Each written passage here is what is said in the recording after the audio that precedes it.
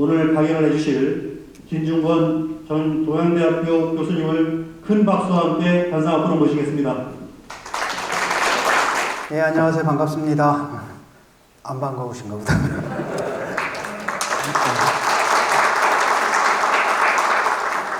예, 뭐 또 정치의 계절이 돌아왔네요.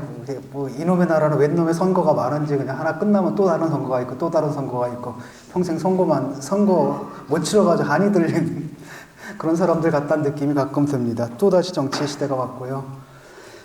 좀 답답하죠? 뭐 이 후보도 저 후보도 찍을 후보가 없다라는 이런 마음들이 굉장히 많은 것 같습니다. 역대 이런 선거가 좀 없었죠.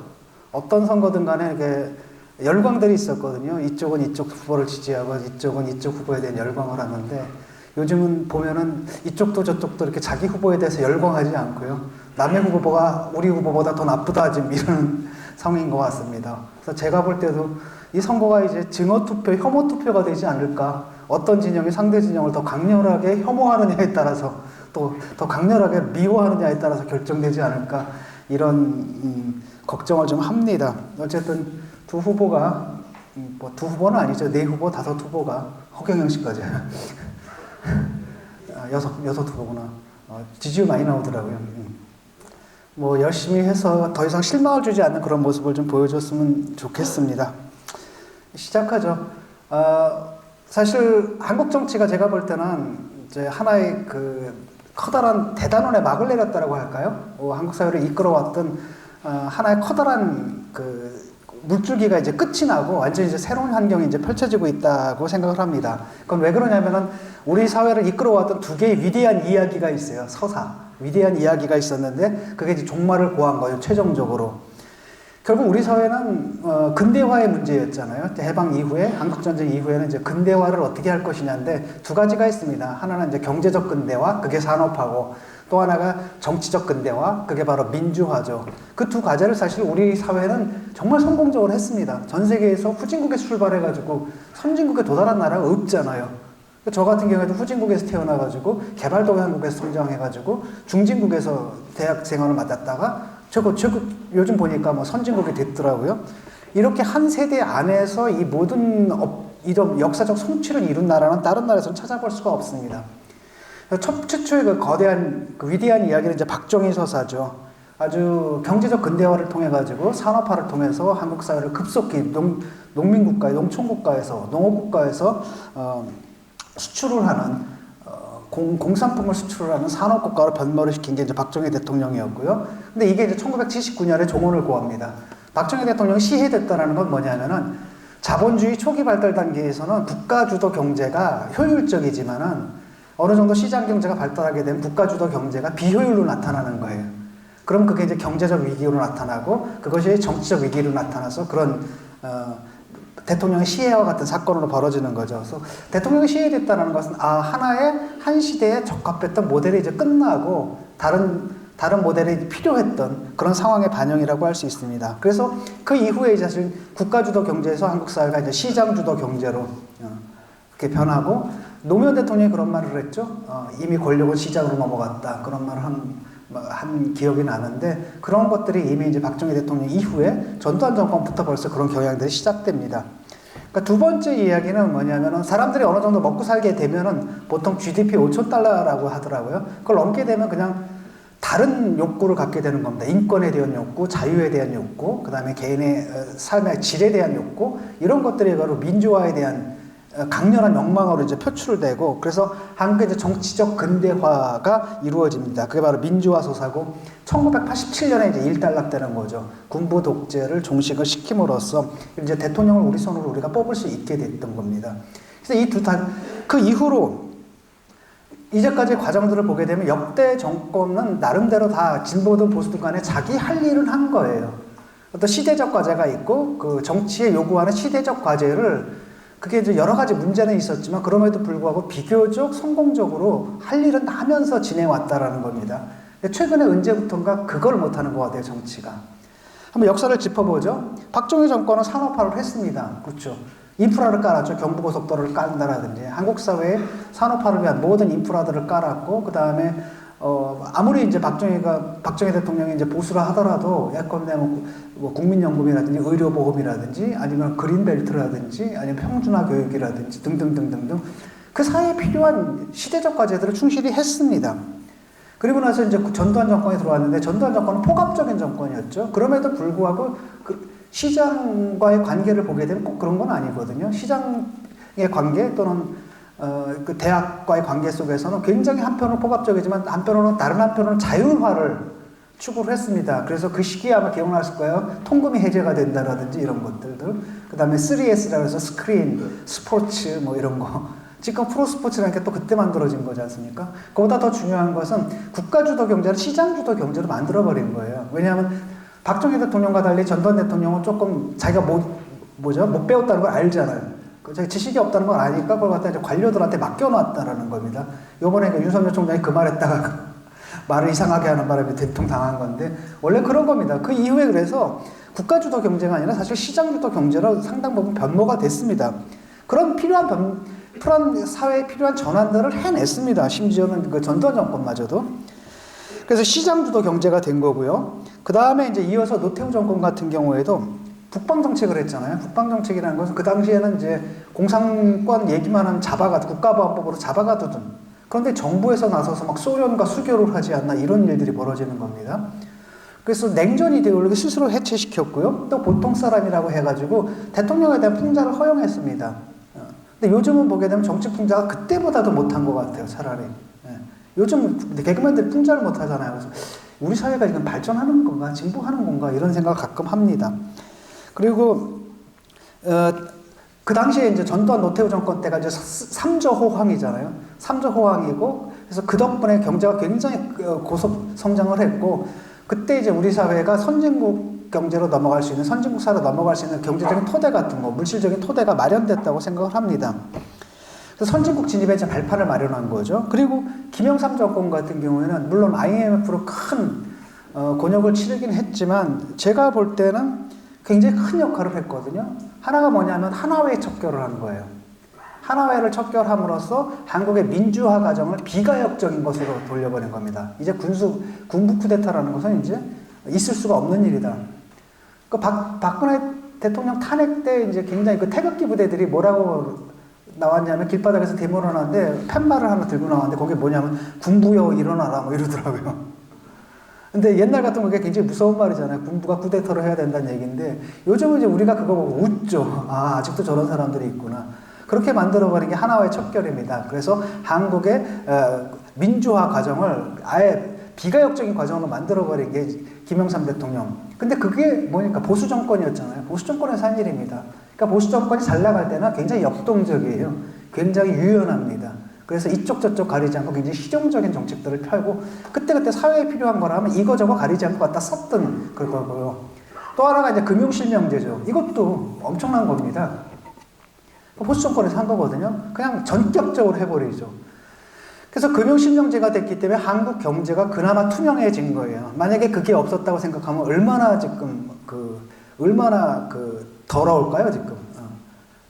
지금 대장동 사태 같은 거 보십시오. 그런 거 보면은, 그렇게 안 해도 지금 이 정도인데, 만약에 금융실명제마저 없었다라고 하면 한국 경제는 완전히 정관, 관계 유착 이래가지고 사실은 엄청난 복마전이었을 겁니다. 근데 그런 것들이 경제 효율을 떨어뜨리는 거잖아요.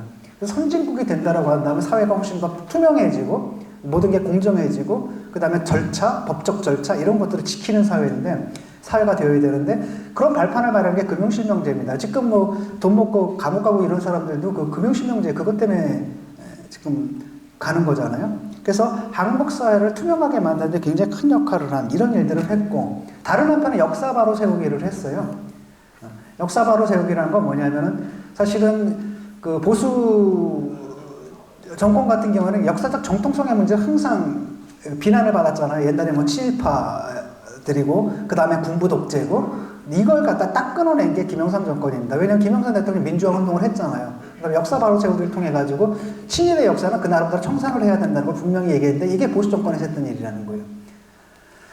그래서 계속 상승을 하고 있는 거죠. 나름대로 우리 사회가 필요한 개혁들을 다 나름대로 해왔습니다. 그 뒤로 이어가지고 이제 김대중 정권이 들어왔었는데, 김대중 정권은, 그 전까지만 해도 그런 생각을 했잖아요. 이놈의 정권은, 이놈의 나라는 말이 민주화지, 맨날 정권 잡는 거 보면 어차피 저 사람들이더라.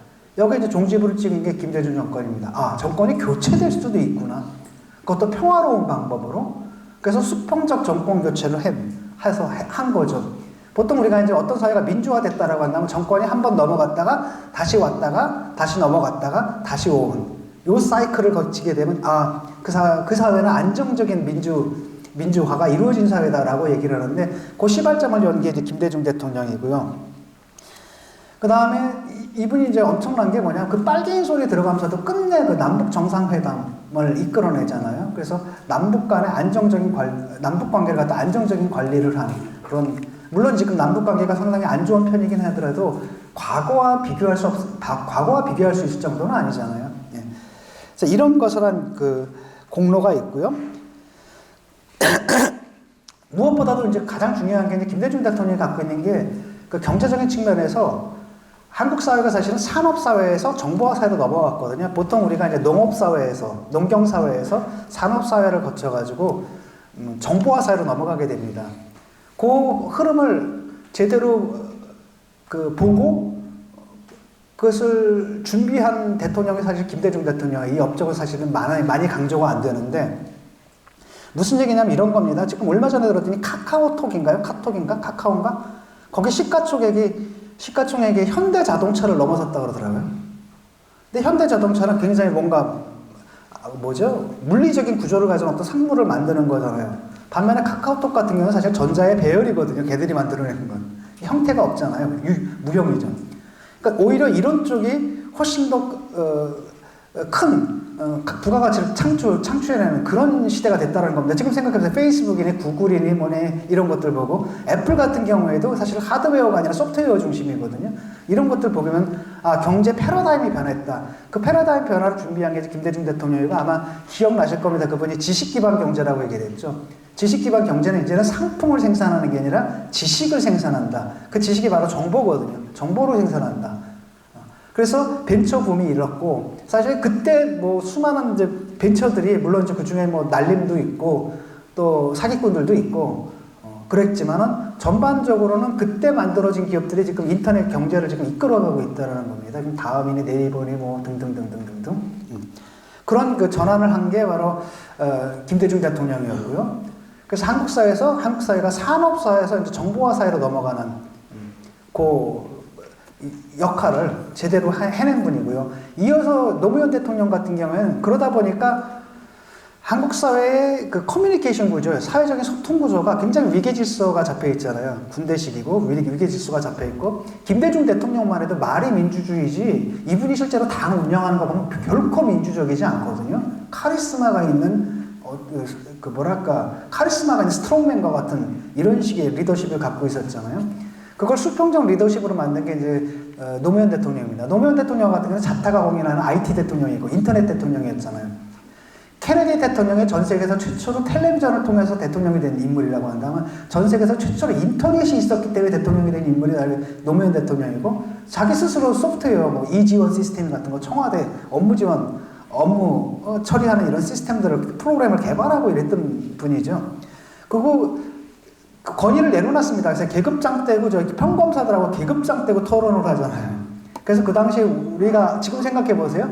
그때가 아마 토론 프로그램의 전성기였을 겁니다. 100분 토론이니 뭐니 온갖 곳에서 토론이 일어나고, 방송국이라든지 이런 데 가봐도 모든 것들을 회의를 통해, 토론을 통해 수평적으로 하는 이런 흐름들이 만들어졌던 거죠. 그래서 건의를 내려놓고 그 위계 질서, 즉 오르가니제이션, 조직의 위계 질서가 아니라 네트워크형, 수평적인 네트워크형 이런 커뮤니케이션 구조를 우리 사회에 도입한 게 바로 노무현 대통령이고, 그것은 바로 산업사회가 아니라 정보화 사회에 맞는 인간과 인간의 관계를 맺는 방식, 그런 것을 한 게 이제 노무현 대통령입니다. 거기까지예요. 이제 끝입니다. 그 이후로 한국 정치를 보게 되면 제가 볼 때는 발전이라는 걸 모르겠어요. 계속 후퇴만 해봤거든요. 이래서 이명박 정권 같은 경우를 생각해 보십시오. 아니, 보수가 커다란 이야기가 끝났잖아요. 그렇죠? 박정희 서사가 끝났으면 이제 새로운 자기들의 이야기를 만들어내는데 그 능력이 안 되는 겁니다. 비전이 없어요. 그러다 보니까 뭐라고 얘기를 했냐면은 노무현 대통령을 경포대 경제를 포기한 대통령이다 막 이렇게 공격하면서 옛날 박정희 모델을 다시 끄집어 온 거예요. 기억나시죠? 747. 근데 아니 대한민국이 지금 IT 지금 강국이 됐는데 이런 나라한테 성장률 7%라는 건 있을 수가 없는 일이거든요. 그건 대한민국을 다시 경제 개발도상국으로 만들어야 가능한 거잖아요. 그 다음에 그 방식도 뭐였냐면 옛날 방식이에요. 70년대. 그냥 전국에다 공구리 치는 겁니다. 공구리 치면은 옛날엔 그랬거든요. 공구리 치게 되면 인부들이 모여들고 한밭집도 생기고 막 블라블라블라 이러는데 뭐 4대강 사업이라고 했는데 거기 딱 가보세요. 공사 현장 가면 딱 달랑 포크레인 2대예요. 근데 22조인가 24조인가 그 돈이 다 어디 갔는지 모르겠거든요. 어디 갔는지 모르겠는데 그냥 날려버린 겁니다. 그러니까 그 시대차가 온 겁니다. 그래서 박정희 시절에 그 경제 그 고도성장, 그러니까 미래를 못 보니까 사람들한테 과거를 보여주는 거야. 과거에 우리 고도성장이지 않았느냐. 그 노무현 정권 때가 4% 성장이거든요. 이 4%가 뭐냐. 7%로 가자. 가능하지 않은 거죠. 우리가 사실 양적 성장에서 이제 질적 성장, 외연적 성장에서 내포적 성장, 이런 식으로 가야 될 때, 그 비전이 없다 보니까 옛날 과거의 향수를 불켜가지고 747, 그 다음에 그 방식은 자기가 옛날에 현대 사장할 때 그 방식, 공구리 치는 방식. 자기가 보통 CEO라고 하죠. 그분 사실 오늘날 우리가 생각하는 CEO 아니잖아요. 그냥 공사판 현장 감독이잖아요. 철거민들, 사람들 확 내쫓고 이런 거 잘하는 분이거든요. 밀어붙이고. 근데 그런 게 사실상 우리 사회는 더 이상 맞지가 않았던 겁니다. 그래서 이제 인기가 없었고요. 그 다음에 이제 박근혜 정권은 뭘 했냐면은 처음에 이제 박근혜 정권이 그때 기억나거든요. 선거 때 그때 저는 이제 그 반대편에 있었습니다만 기억나실 겁니다. 박근혜 정권의 경제 민주화를 딱 얘기를 하더라고요. 그래서 이제 그 순간에 저는 이제 그때는 문재인을 지지하고 있었는데 이 선거 졌다. 왜냐하면 이쪽의 아젠다를 저쪽에서 먼저 선점을 해버렸거든요. 선점을 딱 해본 이 선거 졌다. 아젠다 세팅에서 밀려버렸구나 라는 생각을 했거든요. 어쨌든 그랬는데 문제는 뭐냐면 그걸 지켰으면은 박근혜 정권 저렇게 허망하게 무너지진 않았을 겁니다. 선거 때 그냥 그 얘기를 하고 나가지고 바로 배반을 해버린 거예요. 바로 그냥 없애버리고 그냥 자기 식대로 막아버린 거고요. 하나 차이가 나는 건 뭐냐면 또 하나 이제 더 했다라는 것은 이명박 정권이 그 박근혜 정부의 박정희 정부 즉 30의 토대 쉽게 말하면 고도 경쟁, 고도 성장 이 전략을 리사이클링하다 망했다면은 박근혜 정권은 그 상부 구조 있죠. 즉 정치 문화까지도 리사이클링하다 망한 거예요. 그래서 박근혜 대통령 같은 경우는 사실 정치를 모르거든요. 자기가 알고 있는 정치의 관념은 자기가 청와대에서 70년 30대 청와대에서 퍼스트 레이디 하면서 봤던 그 정치, 그게 그분의 정치의 표준이에요. 근데 그냥 그대로 한 겁니다. 그래서 제가 믿기에 지금 그분 감옥에 계시지만 그분 아직도 자기가 뭘 잘못했는지 모르실 거라고 믿어요. 저는 그냥 표준이 그랬던 겁니다. 그러다가 결국은 탄핵을 맞은 거죠. 그래서 사실 보수가 이제 왜 망했느냐라고 하면은 시대착오죠. 앞을 봐야 되는데 과거로 향했던 거예요. 시선이 과거로 향했는데 그러니까 그 모델들이 더 이상 한국 사회는 지금 선진국, 그 다음에 정보화 사회, 그 다음에 IT 최강국이거든요. 한국처럼 이렇게 IT 발달한 나라가 없는데 이런 사회에 맞지 않는 프레임들을 갖다 들이대다가 결국 파탄을 맞아버렸다라는 겁니다. 그래서 이제 촛불 정권이 생겼죠. 문재인 정권이 이제 들어섰는데 처음에 기대도 굉장히 컸을 겁니다. 아마 여러분 아실 겁니다. 그때 박근혜 대통령에 대한 탄핵이 가능했던 것은 진보만 있는 힘으로는 안 되거든요. 그러니까 진보고 그다음에 보수를 지지하는 분들 중에서도 합리적이고 이성적으로 사유하는 분들 있잖아요. 그런 분들이 대거 합류했기 때문에 이게 가능해진 정부라는 거죠. 그랬다면 그 정부라는 것은 단지 진보만의 정부는 아닌 거예요. 그렇죠? 중도의 정부이고 보수의 정부이고 그런 통합의 정치를 할 거라고 저는 굉장히 큰 기대를 했고 1년 한참 또 대통령 지지율 높아갈 때는 그 기대감도 저도 한껏 높았죠. 역시 뭐 정권 교체니까 훨씬 낫네 이런 생각을 했는데 어느 순간부터 이게 굉장히 이상해지더라고요. 이상해지고 결정적으로 이제 조국 사태 때 그걸 보면서 저는 이제 대개 거기 있는 사람들이 저랑 같이 일을 했던 사람들이거나 아니면 한번 만났던 사람들이거나 어쨌든 같이 일은 안 했다 하더라도 80년대 그 운동권 문화 속에서 같은 감정, 같은 가치를 공유했던 그런 사람들이거든요. 그 다음에 정치적으로도 같은 약간 동지와 같은, 물론 이제 투닥투닥 싸우긴 했지만 동지와 같은 생각을 갖고 있었던 사람들이었는데, 아, 이 사람들이 굉장히 다른 사람들이다라는 것을 깨닫게 해주는 게 이제 조국 사태예요. 그래서 그거 보고 저는 굉장히 충격을 받았고, 저 같은 경우는 사실 그렇거든요. 그러니까 뭐 진보다, 저는 이제 뭐 사회주의자인데 사회주의자의 기본 원칙은 이런 거거든요. 우리 아이들, 그러니까 내 아이를 내가 잘 키워서, 내가 내 아이만 잘 키워서 그 덕을 나만 보자. 이것보다는 우리 아이들을 우리가 함께 잘 키워서 그 덕을 우리가 함께 보자, 이런 거거든요. 그 다음에 집 같은 경우에도 그걸 투자의 개념이 아니라 지금 저 정권에서 그렇게 얘기를 하잖아요. 집은 거주의 개념으로 봐야 된다. 저는 그 말이 맞다고 보거든요. 저는 그렇게 살았어요. 근데 자기들은 강남에 다 집 갖고 있더라고요. 황당하거든요. 저는 지금 사실 뭐 처음에 집을 샀는데 아파트를 사라 그러더라고요. 근데 딱 가려다 순간에 숨이 막혀서 못 살겠어요. 그래가지고 10평짜리 넓은 테라스가 있는 그 빌라를 샀습니다. 근데 나중에 알고 보니까 그 부동산 그분이 이해를 못 하더라고요. 근데 나중에 또 보니까 그 아파트가 뭐 3억인가가 몰랐어요. 뭐 1, 2년 사이에. 그러다 빌라는 값 안 오르잖아요. 근데 그럼에도 불구하고 저는 그 10평 테라스에 비가 막 내리고 이런 거 현관에서 볼 수 있는 거 있잖아요. 저는 그게 더 중요하다고 생각을 하거든요. 아니, 뭐, 자기들이 그렇게 얘기했으면 그렇게 살아야 되는 거 아니야. 근데 이 사람들은 이분 그렇게 얘기하면서 자기들 욕망은 강남하고 하나도 안 다른 거예요. 그 다음에, 아니, 저는 이제 아이 같은 경우에도 이해가 안 가요. 우리 아이가 공부 좀 못합니다. 근데 그러면 됐지. 그냥 아이들하고 평안하게, 애들하고 친하게 잘 지내고, 그 다음에 아이들한테 사랑받고, 친구들한테 사랑받고 이렇게 지내면 되는 거 아니에요? 같이? 그런데 꼭 자기 아이는 법전원 보내야 되고, 의전원 보내야 되고, 그걸 보내기 위해서 막 서류를 조작하고, 상상이 안 가요. 어떻게 이런 잡스러운 짓을 할 수 있는지. 그러면서 자기는 그렇게 살면서 어떻게 입으로는 그런 얘기를 할 수 있는지. 그래가지고, 저 그 일을 딱 겪으면서 뭐라 그러냐면, 영어로 그랬어요. 조국한테요. What kind of person are you? 넌 도대체 어떤 사람이냐? 어떻게 저럴 수가 있냐? 이런 생각을 했거든요. 이게 근데 문제는 뭐냐면, 조국 하나만의 문제가 아니에요. 그 사람이 그랬다. 그런 사람은 어디나 있을 수 있잖아요. 그런 위선적인 사람들 어디나 있거든요. 근데 그게 아니라 이 위선적인 사람을 집단 전체가 싸고 돌았다라는 거예요. 그래서 나중에 친구들 만났거든요. 너희들은 어떻게 운동했다는 놈들이, 너 데모하다 감옥 갔다 오고, 노동운동하다 감옥 갔다 오고, 이랬던 놈들이 어떻게 저런 애를 갖다가 옹호할 수 있냐라고 했더니 한다는 얘기가 뭐라냐면, 그런 건 나도 했는데 그러더라고요. 자기도 자기 자식 보낼 때 그런 거 좀 했다라는 겁니다.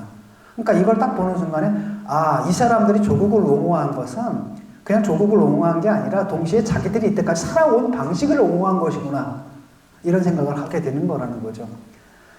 물론 모든 사람들이 다 그런 건 아닙니다. 저랑 같이 운동했던 사람들 제가 쭉 찾아보니까 다 잘 살고 있더라고요. 조그맣게 자기 생활하면서 자기 직업을 갖고 자기 생활하면서 약간의 돈이 있으면 그래도 자기가 좋아하는 정치인도 후원하고, 시민단체 후원하고, 좋은 일 하는 후원하고, 그 다음에 그냥 지역사회에서 조그만 봉사활동하고, 이러면서 도란도란 잘 살고 있더라고요. 그런데 어쨌든 그 정치권에 가 있는 이런 그 386 그룹들 같은 경우는 진짜 충격을 받았거든요. 그 윤미향 사태라든지, 그 다음에 그 줄줄이 그 성추행 하잖아요. 안희정부터 뭐 오거돈부터 특히 박원순 이런 걸 보는 순간 너무 충격을 좀 받았습니다. 그래서 이제 현 정권에 들어가서 이런 일들을 겪으면서 이제 거리를 두고 이제 보기 시작했죠. 그랬더니 뭐가 보이느냐면은 지금 현 정권의 문제도 그렇고 옛날 정권의 문제도 그렇고 우리 사회에서는 자유민주주의에 대한 관념이 없는 것 같아요. 자유민주주의에 대한 관념이 없습니다. 보수도 그렇고, 보수는 입에 달면 자유민주주의 얘기를 하잖아요. 근데 보수주의자들이 말하는 자유민주주의는 사실 자유민주주의가 아니거든요. 그 사람들 얘기하는 거 보면 그냥 국가주의예요. 반공주의입니다. 그 사람들이 말하는 자유라는 것은 개인의 인권, 개인의 뭐 표현의 자유, 언론의 자유, 집회 결사의 자유, 그 다음에 차별에 대한 반대, 이런 거 아닙니다. 그냥 반공이에요. 그 사실 실제로 국가주의자들입니다. 전체주의자들이고 집단주의자들이라는 거죠. 그리고 박정희 정권과 군사 정권이 다 몰락을 했으면은, 그래서 업데이트를 해야 되는데 업데이트가 안 돼가지고 아직도 그런 생각을 하게 되는 겁니다. 그래서 자유민주주의란 말 자체를 이해를 못하고 있는 거야, 보수가. 그럼 진보는 어떠냐? 진보는 자유민주주의를 아예 그냥 적으로 알고 있어요. 자유민주주의는 부르주아 것이다. 부르주아들의 이익을 갖다 조정하기 위한 하나의 형식적인 조치인지 실질적인 평등이 아니고 실질적 공정이 아니고 실질적인 정의가 아니다. 이렇게 배워왔다는 겁니다. 왜냐하면 우리 세대 같은 경우는 고등학교 때까지는 국가주의 교육을 받았거든요. 박정희식 민주주의가 한국식 민주주의다.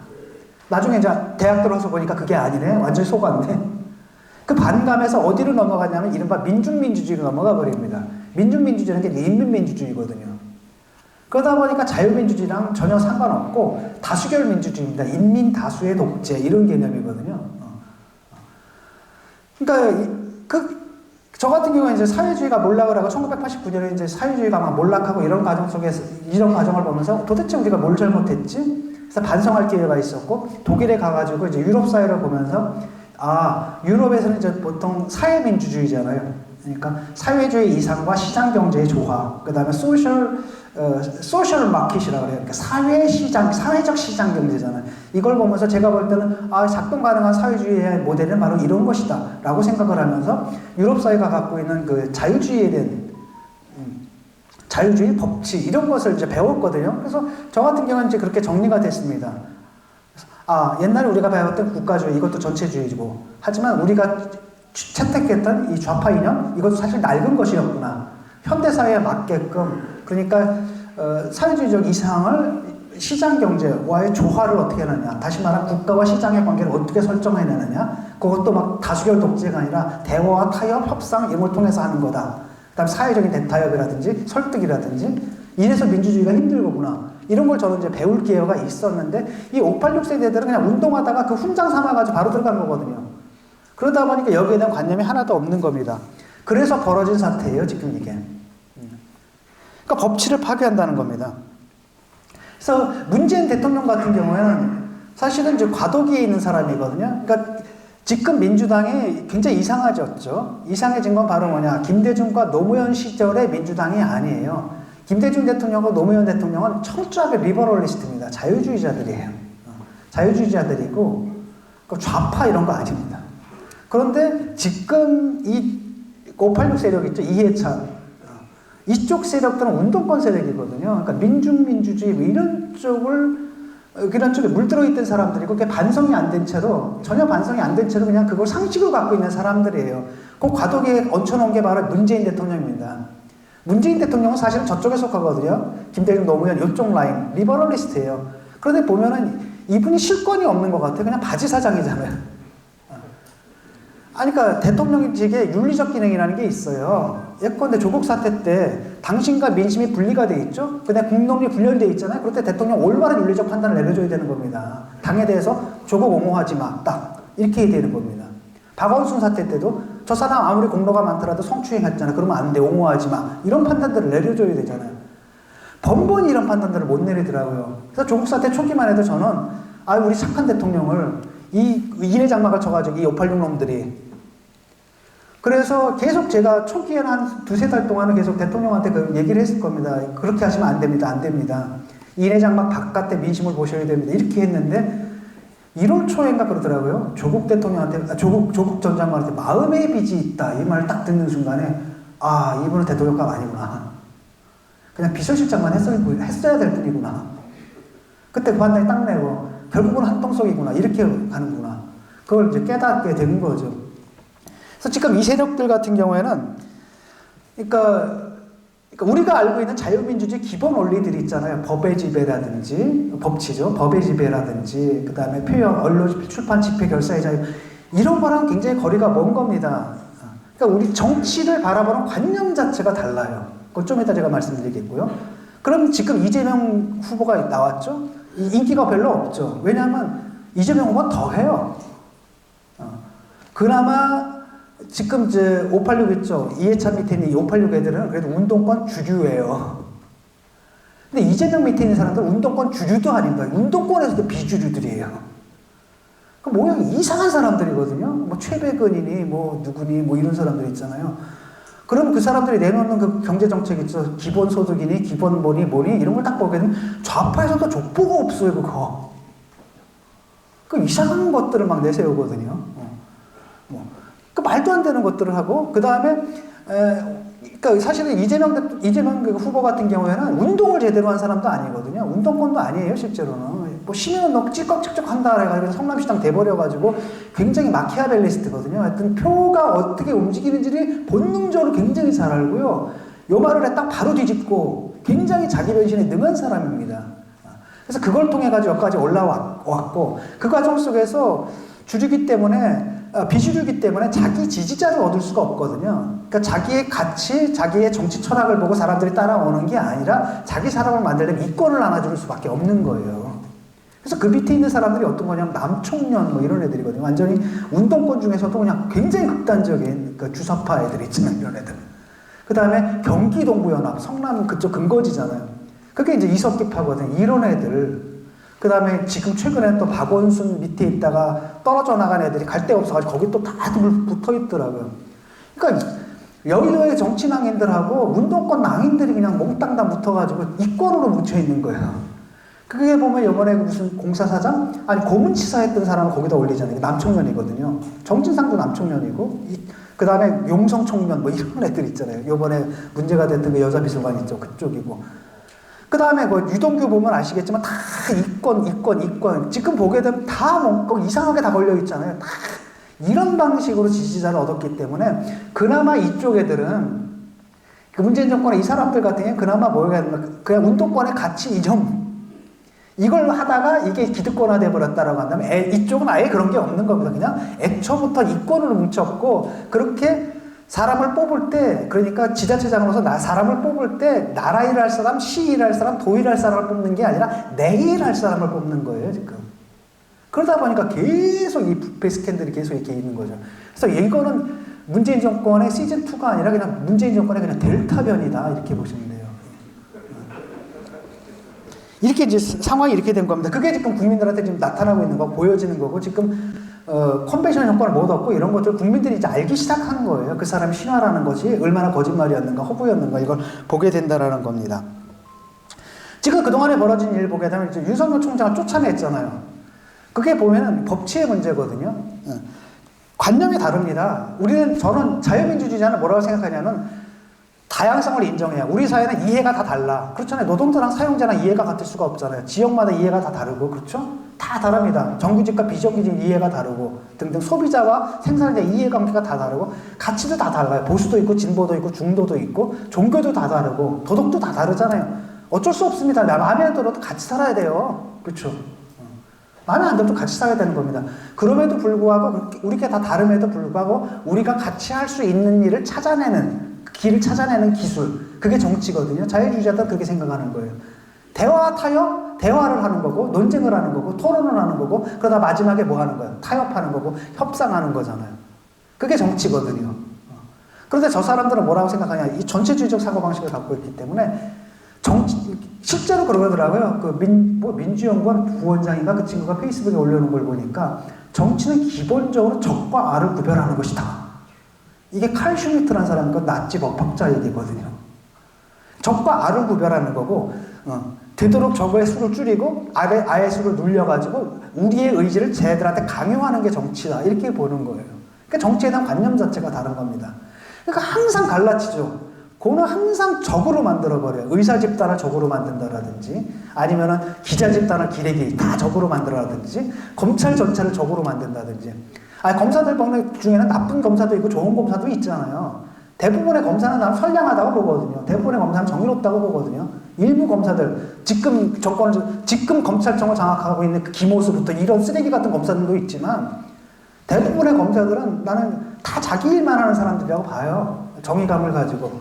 신문기자들 중에 쓰레기 같은 신문기자들 있지만, 대부분의 기자들은 자기 일을 합니다. 그런데 몽땅 다 집단으로 이렇게 해놓고, 요번에도 보니까 남 탓하잖아요. 그러니까 자기들이 잘못하면 인정을 안 합니다.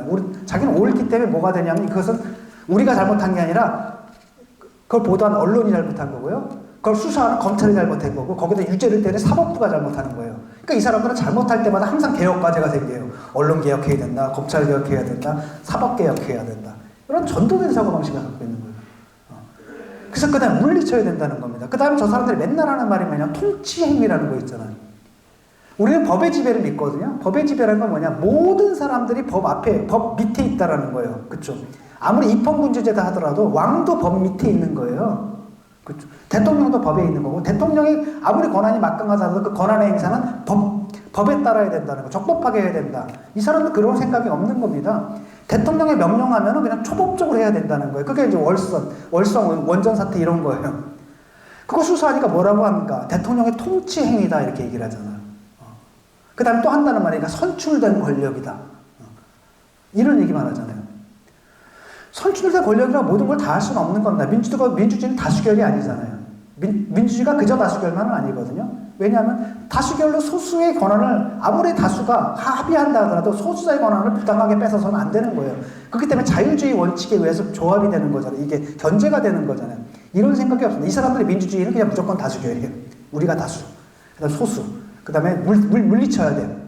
합의, 타협, 대협이 아니라 항상 이 사람들은 뭐냐? 문제를 의인화해요. 부동산도 딱 그렇게 되면 부동산 여러 가지 경제적으로 복잡한 문제들이 있잖아요. 아주 단순한 부동산 문제 투기하는 놈들 때문이야. 의인화합니다. 그들을 때려잡아야 돼.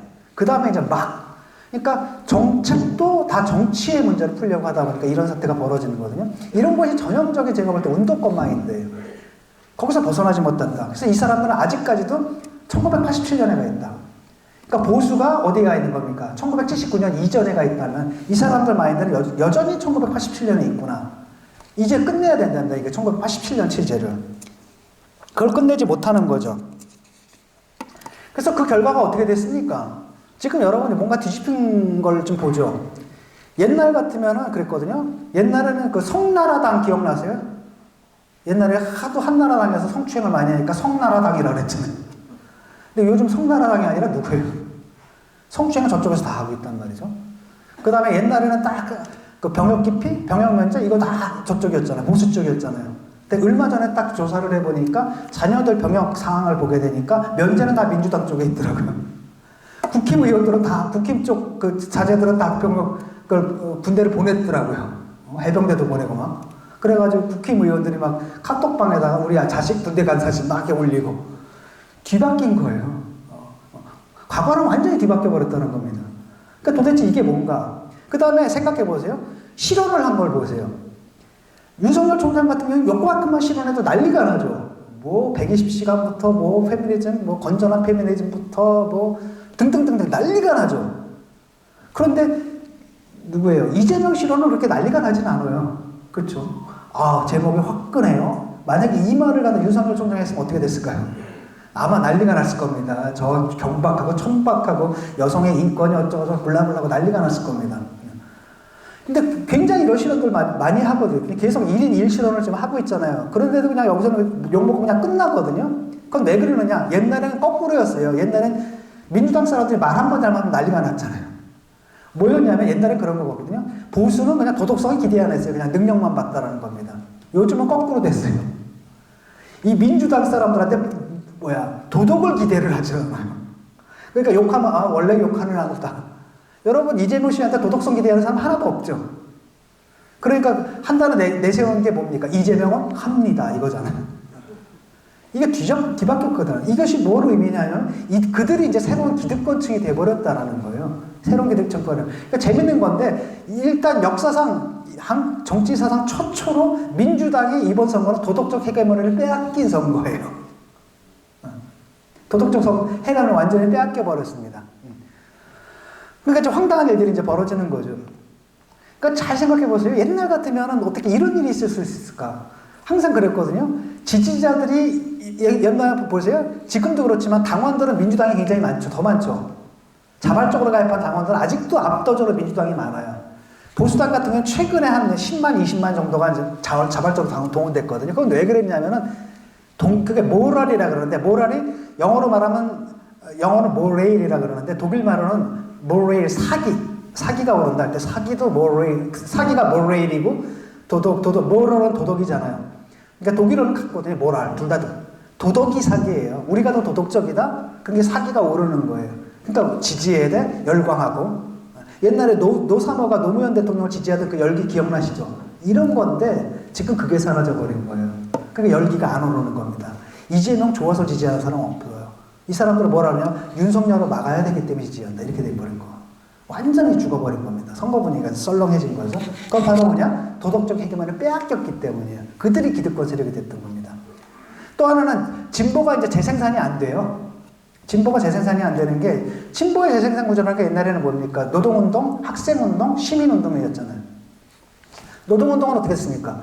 노조운동이라는 게 대기업 노조 위주다 보니까 앉아가지고 뭐 단협에다가 넣는다는 게 뭐 우리 자녀 우선 채용 뭐 이런 건 물론 일부긴 하겠지만, 그러니까 정규직과 비정규직 중에서 이분들이 사실 특권화되고 지금 뭐랄까 귀족화된 게 사실이거든요.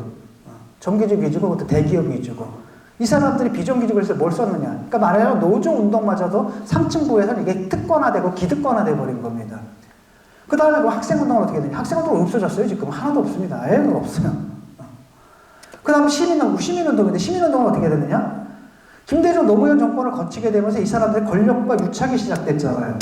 그래서 10년 동안은 이제 그걸 이루고, 그 다음에 문재인 정권 딱 들어와서 한 10년 동안, 9년 동안, 이명박 정권, 박근혜 정권 때 못 해먹었는데 그냥 배가 고픈 거야. 그냥 개걸스럽게 해먹다가 지금 이 꼴이 된 거거든요, 지금. 그러니까 시민단체가 몽땅 다 어영화됐어요. 시민단체가 완전히 다 어영화됐습니다. 그래서 지자체들 또는 국가 돈 뽑아먹고 그걸로 좀 버티게 된 거예요. 그러니까 시민운동이 아닌 거죠. 관제운동이 된 거고, 어용운동이 돼버린 거죠. 이러다 보니까 사실 거기서 재생산이 안 되는 겁니다. 그 지식인들마저 다 프로젝트니 뭐니 이래가지고 다 어용이 돼버린 거예요. 그래서 지금 이재명 씨가 지금 그런 얘기 하죠. 중도로 확장 뭐 하고 중도 인사 포섭한다 그러잖아요. 될 수가 없습니다. 왜? 데려올 사람이 이미 없어요. 데려올 만한 사람들 어디 있느냐? 다 돌아섰거든요. 그 다음에 김경률 회계사, 권경혜 변호사. 요번에 대장동 잠대 결정적인 역할을 한 게 누구야? 김경률 회계사거든요. 이 사람이 원래 참여연대에 있는 사람이에요. 그런데 저쪽 사람들은 뭐냐? 이미 다 어영화됐기 때문에 그놈이 그놈이다라는 생각이에요. 그러니까 중도 확장 안 됩니다. 그래서 지금 저희 박스권에 갇혀 있는 겁니다. 이런 사태가 돼버린 거죠. 지금 그래서 사실 이걸 또 과장할 필요는 없는 게, 저 사람들은 굉장히 그 전체주의적 마인드를 갖고 있거든요. 옛날 운동권 시절에 그 마인드. 그게 반성이 안 됐처럼 흔적처럼 남았어서 그걸 당연하게 생각해요. 옛날에는 민주주의라고 하면 뭐였습니까? 두 가지가 있었어요. 실제로는 자유민주주의자가 있었고, 그 다음 운동권들의 그 민중민주주의자들이 있었죠. 이게 서로 다른 건데, 그냥 민주주의라는 이름을 해서 퉁친 거예요. 그때는 독재랑 싸우는 게 중요했기 때문에. 근데 저 독재가 사라졌죠? 이러다 보니까 요 차이가 이제 부각이 된 겁니다. 이 사람들이 자유민주주의에 대한 관념이 없어요. 그러다 보니까 자기들이 생각하는 그런 방식대로 하다 보니까 법치를 무시하게 되는 거고, 법의 지배가 아니라 법에 의한 지배를 해요. 자기들은 법 아래에 놓는 게 아니라 자기들은 법 위에 있고 그 법을 이용해서 통치를 하려고 하는 겁니다. 그러니까 지금 벌어지면 황당하거든요. 이 사람들이 막 입법하는 걸 보세요. 다 반자유주의적인 입법이거든요. 예컨대 윤석열 출마금지법. 그 다음에 뭡니까? 박형순 금지법. 그 다음에 5.18 왜곡 처벌법. 이거는 국가보안법이랑 뭐가 다릅니까? 그렇죠? 국가보안법 그렇게 반대했던 사람들이 민중보안법을 만들어버린 거예요. 그런 거고 또 그 다음에 언론중재법. 이거 전 세계 모든 나라가, 우리나라의 모든 시민단체 다 반대하는 이런 건데도 몰아붙이잖아요. 쉽게 말하면 이 사람들이 지금 입법하는 게 언론, 출판, 집회, 결사, 시민의 개인적인 권리, 이거를 다 제약하는 것들만 지금 골라서 하고 있거든요. 그러니까 어떻게 이런 법을 옛날에는 저쪽 보수, 국힘 쪽에서는 할 만한. 그리고 그 다음 생각해보세요. 옛날에 그 테러방지법 기억나세요? 박근혜 정권에서 테러방지법 도입할 때 이 사람들 뭐 했습니까? 나와가지고 그냥 질질 짜면서 필리버스터 하면서 그런 인권투사들이 없었잖아요. 근데 그 사람들이 지금 앉아가지고 언론중재법을 만들어요. 미친 거 아니야? 그러니까 이런 생각이 든 거예요. 그러니까 이건 바로 뭐냐면은 이 사람들이 그들은 그게 당연하다고 생각을 하는 거예요. 그래서 이거는 마인드가 그렇다 보니까 이런 옛날에 그 민중민주적 이런 마인드를 가지고 자꾸 한국의 그 자유민주주의 시스템을 파괴하는 겁니다. 그래서 많이 파괴했죠. 검찰총장 쫓아냈죠. 감사원장 쫓아냈죠. 그래서 이 두 사람이 다 뭡니까? 저쪽으로 가버린 거예요. 그런 일들이 벌어진 거고, 지금 검찰 장악하고 이렇게 야금야금 먹는데 그게 안 되는 건 바로 뭐냐? 법원에서 계속 제동 걸잖아요. 그건 한국의 법치는 아직 살아있다는 겁니다. 시스템은. 이 시스템은 살아있는데 쟤들이 억지로 하다 보니까 이게 번번이 좌절되는 거예요. 번번이 좌절되는 거고, 언론중재법도 하다가 결국 안 되죠. 왜냐하면 이 사람들이 시대착오적인 시도를 하고 있기 때문이라는 겁니다. 지금 이런 상태고, 그래서 저들은 그러니까 소프트 연성 독재라 그러죠. 연성 독재를 좀 하려고 하는 모습들을 보이는데 한국 사회가 이미 성숙했기 때문에 그게 안 맞는 거예요. 그리고 시민들이 거기에 대한 반발이 굉장히 강합니다. 그래서 지지율이 저거밖에 안 나오는 거예요, 지금 저런 상태 속에서. 그래서 저는 이제는 좀 정치를 좀 부활해야 된다. 결국은 한국 정치가 1987년에 딱 멈춘 거예요. 그러니까 저 사람들은 민주주의, 그럼 대통령 내 손으로 뽑는 것만 민주주의 이렇게 생각하는 거예요. 그게 딱 정확하게 1987년 마인드잖아요. 그때 우리 소원은 바로 뭐였냐? 대통령을 내 손으로 뽑아오는 게 소원이었거든요. 직선제. 거기에 딱 하다 보니까 사실 국민들의 정치적 욕구는 굉장히 다양하거든요. 그런데 지금 양당제에 갇혀버린 거예요. 그래서 선거 때마다 항상 제3후보가 나오는 거예요. 누가 나오고 누가 나오고 누가 나오고, 그러니까 이 당도 아니고 저 당도 아니고 만족하지 못하는 사람들, 이 중도층이 많은데 이 중도층들의 표를 다 무시해서 이들을 거대 양당의 기득권처럼 나눠가는 시스템이거든요. 이게 1987년 체제입니다. 이게 지금 역기능을 발휘하는 거고, 그 역기능이 발휘돼가지고 지금 오늘날 우리가 이런 상황, 쉽게 말하면 어느 쪽 진영에서도 자기 후보를 자랑스럽다라고 얘기 못하는 상황. 그러니까 윤석열 지지하는 사람들도 윤석열이 좋아서 찍는다? 사람들한테 권하지를 못해요. 이재명 지지하는 사람도 숨겨요, 요번에. 그 아주 극성스러운 사람들도 뭐라 그러냐면, 페이스북 보니까 재밌는 걸 올렸더라고. 요번에 내가 이재명 찍지만은 사람들한테는 권하지는 않겠다 그러더라고요. 권할 수가 없는 거예요. 왜? 자랑스럽지가 못하니까. 도덕성이 없기 때문에. 그러니까 지금 최악의 상태가 온 거죠. 최악의 선거가 왔단 말이죠. 이런 사태가 바로 뭐냐면 제가 볼 땐 1987년 시스템의 문제라는 건데, 한국 사회는 성장했는데 옷은 아직 1987년치 꽉 조여 있는 거예요. 이러다 보니 역기능이 발생하는 거거든요. 그래서 어쨌든 이번 대선은 어차피 그냥 가겠지만 대선 끝나게 되면 바로 이제 그걸 해야 됩니다. 이래서는 안 돼요. 한국 사회 발전 수준에 맞는 1987년 체제가 아니라 우리 지금 21세기에 살고 있다. 그때랑 다르다. 그래서 뭐냐면 일단 선거법을 개정해야 됩니다. 약간 다당제를 보장해줘야 돼요. 사람들의 정적 욕구가 굉장히 다양해졌거든요. 그런데 선거 때만 되면 다 쉽게 말하면 내 표가 사라지는 거거든요. 그래서 모든 사람들의 욕구를 정치적 욕망을 갖다 제대로 발휘할 수 있게끔 독일식 정당 비례제라든지 이런 식의 어쨌든 어떤 제도든 간에 한국 사회에 맞게끔 유권자들이 정말 자기가 지지하는 정당은 내가 지지라면 우리들이 지지하는 그만큼 그 정당이 표가 생길 수 있게끔 선거법 자체를 좀 바꿔야 될 필요가 있고요. 두 번째는 대통령 결선 투표제 해야 됩니다. 이거. 최소한 50% 넘어야 되지 않겠어요? 문재인도 촛불 때인데 촛불 정권 때인데 촛불 사태인데도 42%인가 밖에 못 받았거든요. 이래서는 안 됩니다. 결선 투표제를 해야지 이른바 마크롱 혁명 같은 게 있었던 것도 결선 투표제가 있었기 때문에 가능한 일이잖아요. 그래서 이 두 가지 과제가 있어야 됩니다. 국민들의 요구는 지금 올라왔거든요. 이래야 저 양당이 반성해요. 그렇잖아요. 진짜 믿는 게 뭡니까? 쟤들이 우리는 못해도 돼. 왜? 쟤들이 더 못할 거거든. 그러니까 서로 상대가 실점하는 거 가지고 그걸 득점 치는 거잖아요. 득점으로 치는 이런 마이너스 경쟁이죠. 더 잘하기 경쟁이 아니라 누가 더 못하나 경쟁이 돼버린단 말이죠. 이래서는 안 된다는 겁니다. 이걸 갖다가 제대로 바꾸기 위해서는 이 시스템 자체도 바꿔야 되고 그 정도의 그 욕망 같은 거, 열망 같은 거 좀 올라왔다고 생각합니다. 이건 진보 보수의 문제가 아니에요. 왜? 정치가 지금 문제를 해결하지 못하잖아요. 우리 사회가 굉장히 많은 문제가 있거든요. 빈부격차도 있고 출산율 저하도 있고 지금 잠재 성장률 저하하고 있고 이 모든 문제는 한 사람들이 마구마구 해서 될 문제가 아니라 사회적 대타협을 통해서 되거든요. 그럼 각 계급 계층이 양보를 할 줄 알아야 돼요. 예를 들어 기업은 법인세를 깎아줄 테니까 너희들 이거는 양보해. 노조, 너희들 이건 좀 해줄 테니까 너희들 기득권을 내려놔. 그렇죠?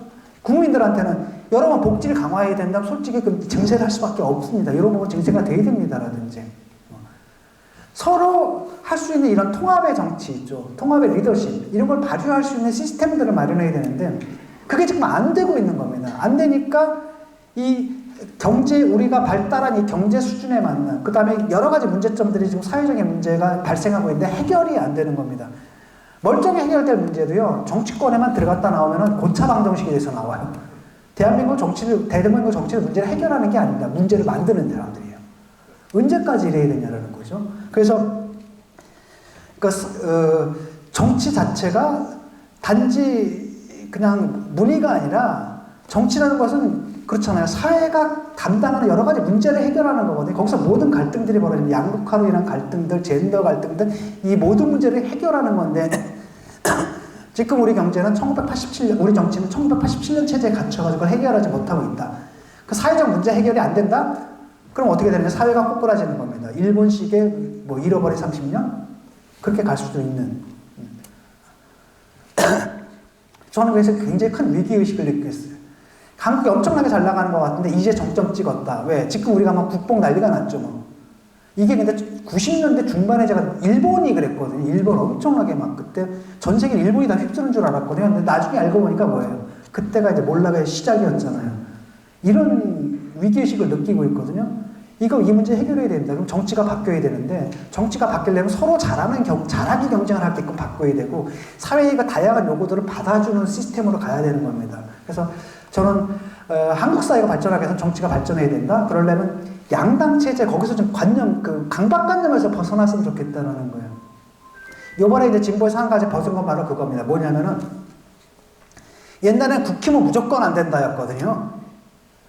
그러니까 실제로 그렇게 생각하는 분들이 많아요. 아직 정치적이지 않은 분들도. 아주 굉장히 유명한 이제 교수님이 계세요. 물리학 교수인데 아주 누구라고 말씀 안 드리겠는데 그분도 만났더니 그런 얘기를 해요. 저한테 그러더라고요. 그런데 교수님 그래도 우리가 저 사람들을 찍을 수는 없잖아요. 그러더라고요. 그래서 내가 뭐라고 얘기를 했냐면은 그게 민주주의냐? 아니 얘들이 너무너무 잘못하는데 저쪽을 안 찍으면 계속 잘못하는 얘들을 계속 찍어야 되는데 이게 민주주의냐? 아니다. 민주주의는 한쪽이 잘못하면 정권이 넘어가는 게 민주주의고 그걸 당연하게 생각해야 된다. 그래서 저쪽이 잘못하면 또 이쪽을 찍으면 되는 거 아니냐. 그게 이제 무너졌어요.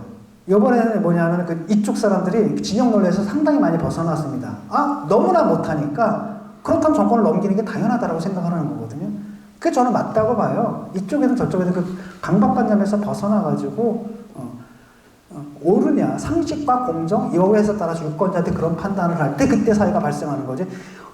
죽이 되든 밥이 되든 항상 이쪽이다. 그런 식의 태도가 한국 사회를 한국 정치를 왜곡시키고 한국 정치가 개혁될 필요성 자체를 없애버리고 그러면서 한국 사회 문제 해결을 못하게 만든다는 겁니다. 그래서 진보든 보수든 중요하지 않거든요. 그게 아니라 항상 뭐야?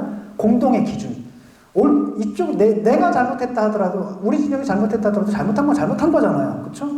저쪽이 잘못했다 하더라도 저쪽이 잘한 게 있을 수도 있죠. 그거 칭찬해야 되는 거잖아요. 그런 사고방식들 그게 이제 우리가 말하는 상식이다라는 거고 그래야 합의가 될 수 있는 공통 토대가 있는 거잖아요. 그러니까 이쪽 생각이 다르고 이념이 다르고 도덕은 다르더라도 우리가 공유할 수 있는 뭔가가 있다. 그게 바로 뭐야? 커먼 센스거든요. 커먼이라는 게 공통이잖아요. 우리가 합의하는 뭔가가 있다. 이걸 없애버리는 겁니다. 진영은. 커먼 센스가 없고 항상 내로남불이 되는 거죠. 내로남불이 되는데 그게 원하는 소통을 막고 한국 정치 과정을 대화 타협이라는 정치의 본령에서 떠나가지고 아예 전쟁으로 만들어 버려요. 되도록 많은 적의 시체와 되도록 많은 아군과 되도록 많은 적의 시체 이런 식으로 그러니까 의견을 반박하는 게 아니라 존재를 없애버리려고 하잖아요. 예. 이런 식에서는 좀 벗어나야 된다. 이게 정말 해방전후사냐? 이제 이 디지털 시대에 이제 거기서 좀 벗어나가지고 모든 시민들이 좀 기본적으로 국가의 공민으로서의 기본적인 자세를 잃지 않았으면 좋겠다. 그리고 보수든 진보든 간에 좀 합의를 했으면 좋겠어요. 이 시스템 가지고 안 된다. 다당제 보장해야 된다. 그다음에 대통령 결선투표제 해서 추천 50% 넘는 대통령을 갖고 사회적 대타협을 하는 통합의 리더십. 그러기 위해서는 모든 계급계층을 설득해야 되는 겁니다. 예컨대 진보는 노조를 설득할 수 있어요. 보수는 기업을 설득해야 돼요. 그렇죠? 그 각자. 그래서 사회적 대타협을 이루고 대타협에 이르러서 국가 개혁의 장기적인 계획을 세우고 그 계획은 정권이 바뀐다가 근간을 흔들리지 않게 이렇게 가야 된다.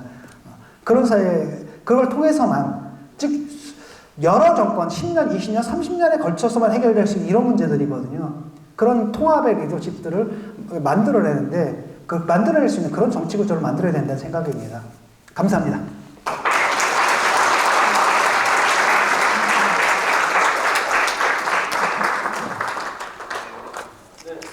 교수님 강의 잘 들었습니다. 다음 말씀드린 대로 진준경 교수님께 질문이 있으신 의원님이 계시면 시간 관계상 2분 정도만 질문을 받도록 하겠습니다. 질문하실 때는 소속과 이름을 말씀해 주시고 질문을 해주시면 감사하겠습니다.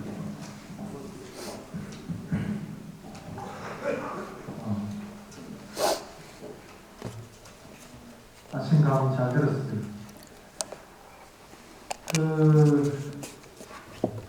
저는 이제 경인방송의 대표를 맡는 권익출이라고 합니다. 연배도 저랑 비슷하고, 지난 삶의 궤적이 우리 시대에 대체로 비슷한 그 과정을 가져왔을 텐데요. 저희가 이제 다 누구나 공감하듯이 대한민국이 2021년인데 여전히 해방 전사의 인식 수준의 갈등이 그대로 재현되고 있다. 이 진보와 보수의 이분적 상황이 참 어처구니 없는 반복이지 않는가 이런 생각을 많이 합니다. 말씀하신 대로 국가주의에 대한 항거를 해왔고 또 그 이면에는 운동권적 시각에도 이제 신물이 좀 난다 이런 지적이잖아요. 저는 이제 그렇게 여쭤보고 싶어요. 그거에 대한 대안으로 다당제라는 뭐 이런 말씀도 하셨고 뭐 대통령 결선 투표제 이런 말씀도 하셨는데 우리 이제 강의를 듣는 과정에서 우리 진중권 교수님이 갖고 있는 심리적 갈등 또 역사인식에 대한 이런 것들이 많이 노정이 된단 말이죠. 뭐 여러분들이 공감을 하는 것 같아요. 과연 제가 생각할 때 이 진중권 교수님 어디로 가고 있나 뭘 보자는 것이냐. 예를 들어서 그렇게 말씀하시는 그 문제의 인식에 대해서는 우리가 공감을 하는데 그렇다면은 이제 새로운 이념적 좌표를 좀 찍어본다면은 우리는 어느 쪽으로 보고 어떤 스탠스를 유지하면은 과연 21세기 대한민국에 있어서 우리가 살아온 궤적을 올바르게 겨냥할 수 있을까? 여기 좀 한 말씀 해주시면 어떨까요? 예. 뭐 저는 뭐 개인적으로는 전 개인적인 성향은 사회주의자고 또 어떤 면에서는 약간 아나키스트라 그러면 아나키스트랄까 약간 무정부주의적인 경향도 있고요. 근데 제 개인적 성향을 드러내는 것은 별로 그렇게 중요한 부분이 아니고 이제 공적 차원에서 일을 하게 되면 일단 제 평론의 기준은 뭐냐면 보수가 합리적이고 이성적인 그 다음에 인간의 얼굴을 한 보수를 거듭나게끔 도와주는 거, 비판하고 도와주는 거. 그 다음에 그 민주당이 지금의 민주당이 과거의 그 리버럴 정당으로서의 자유주의 정당으로서의 그 면모를 되찾게 해주는 것. 그 다음에 지금의 정의당이 옛날에 급진적이었거든요. 그래서 정의당이 먼저 정책을 내게 되면 다른 당들이 다 너무 급진적이야, 뭐 이상적이야라고 했지만 10년이 지나면 다른 당들이 다 따라서 하잖아요. 그런 식의 앞서 나가는 전위적인 역할들을 하게끔 비판하는 것. 이게 지금 저의 역할이라고 좀 보고 있고요. 저 개인적으로는 지향하는 사회는 유럽식 사회국가 시스템 있죠. 그러니까 자본주의적 시장 경제에다가 국가가 사회복지적 개입과 경제조정 개입을 통해서 기본적인 복지들을 해결해주는 이런 시스템들이 이상적이라고 생각을 하고 지금 당장에 있는 건 바로 이제 진보의 재구성이거든요. 진보가 지금 다 저 모양이 됐잖아요. 그래서 진보의 재구성을 하기 위해서 첫 번째 하는 게 뭐냐면 우리가 20년 진보 운동을 했는데 아직도 5%거든요. 이거는 좀 말이 안 된다. 이건 너무 시스템에 문제가 있다. 그래서 일단 좀 전에 얘기했듯이 다당제로 가기 위한 선거법 개혁과 그 다음에 대통령 결선 투표제. 왜냐? 또 심상정 또 저 단일화 욕을 엄청 받을 겁니다. 욕을 막 먹고.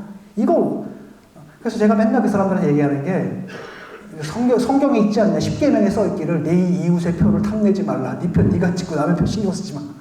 이렇게 얘기하거든요. 항상 그런 식으로 막 단일화 욕을. 여기서 벗어나는 결선 투표제가 있어야 되는 거고요. 그 다음에 이제 제가 좀 해야 될 것은 사실 올해 초부터 제가 하려고 했는데 진보의 재구성이에요.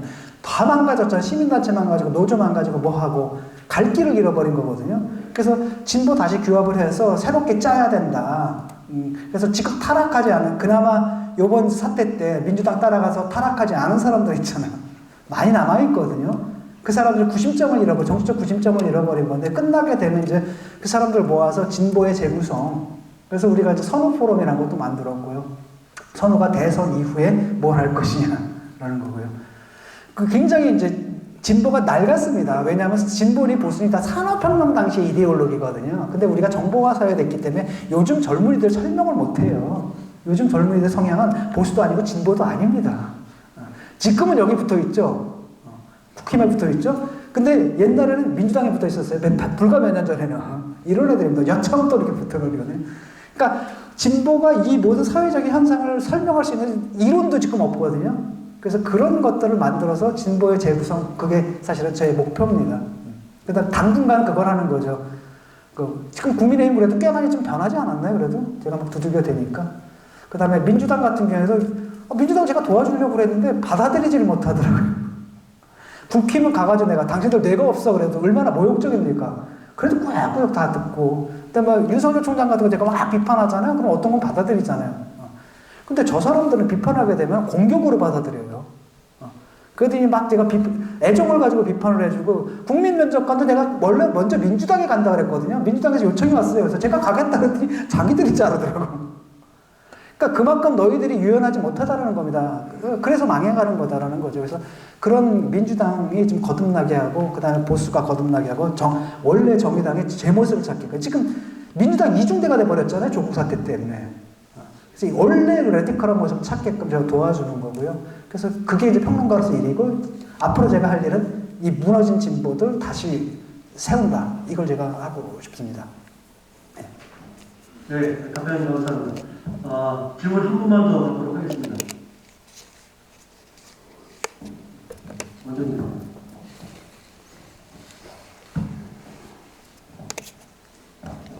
예, 저도 주식회사 시즈케미칼을 운영하고 있는 대표자 원장입니다. 그리고 진중근 교수님 강의 잘 들었고요. 저는 교수님 저는 진보도 아니고 보수도 아닌데 오늘 강의 듣다 보니까 이 우리나라 정치가 대학과 고등학교의 교육과 같이 간다고 생각합니다. 예를 들자면은 보수가 됐던 진보가 됐던 그 안에 인문학이 없다 보니까 이렇게 서로 싸우고 그리고 뜯습니다. 그래서 저는 진중근 교수님한테 강의하실 때 항상 대학교 총장들도 많이 오셨는데 우리나라가 인문학에 빠지면 우리나라는 앞으로 미래가 없습니다. 앞으로 우리 진중근 교수님 아까 아름다운 세상을 꿈꾸는 미학자라고 썼는데 아름다운 세상이 과연 어떤 건가 한마디로 얘기해 주세요. 감사합니다.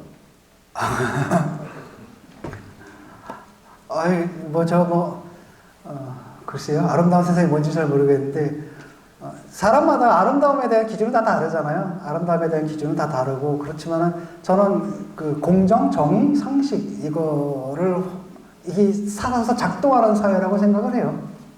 왜냐하면은 공정, 정의, 상식이다라는 것은 생각이 다른 사람, 가치관이 다른 사람들이 그래도 합의할 수 있는 게임의 규칙이잖아요. 그 게임의 룰이 지켜지는 사회, 그런 사회가 이제 아름답다고 보고요. 그런 거 있죠. 제가 이제 보면은 인문학에 관해서 인문학 정신이나 이런 거거든요. 요즘은 이제 유시민 씨가 갑자기 또 책을 권하면서 또 유석열을 또 씹는 이런 식. 저는 굉장히 나쁘다고 생각하거든요. 인문학이 오용이거든요. 그래서는 안 됩니다. 제가 굉장히 정치적일 것 같죠. 학교 가서는 절대 정치 얘기 안 합니다. 학생들한테는. 토론 수업할 때도 항상 뭐냐면은 내 생각을 강요하지 않아요. 보수 진보 토론을 하게 한 다음에 저는 이제 편을 들어주면 밀리는 편을 들어줘요. 보수가 밀 때는 보수 편을 들어주고 진보가 밀 때는 진보 편을 들어주고, 이렇게 해서 내 임무는 진보적인 사람을 키워내는 게 아니에요. 진보든 보수든 간에 자기 얘기를 공정하고 평화롭게 아주 정의롭게 논리적으로 전개할 수 있는 그런 학생들을 뽑아내고, 저는 그게 한국 사회를 진보시키는 길이라고 믿거든요. 근데 많은 경우에 지금 전교조 같은 경우도 그런 문제가 좀 있잖아요. 항상 애들한테 어떤 특정한 자기 생각을 주입하려고 들잖아요. 그건 안 됩니다. 자기 생각을 주입하는 게 아니라 애들이 자기 생각을 갖게 해야 되는 거고, 걔들이 보수적일 수도 있고 진보로 갈 수 있든 보수로 가든 진보로 가든 자기 얘기를 합리적으로 논리적으로 할 수 있게끔 만드는 게 교육자의 일이라고 생각을 합니다. 그게 인문학 정신이라고 생각하고요. 그런 사회가 저는 아름다운 사회라고 봐요. 예, 감사합니다. 감사합니다. 이것으로 질문을 마치도록 하겠습니다.